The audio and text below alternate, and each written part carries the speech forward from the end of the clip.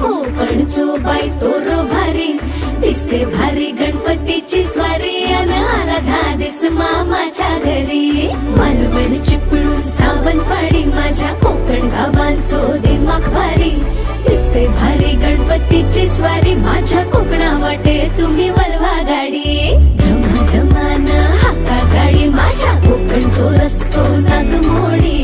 कारी येवा बशी येवा नाही तर सुसाट आगीन गाडी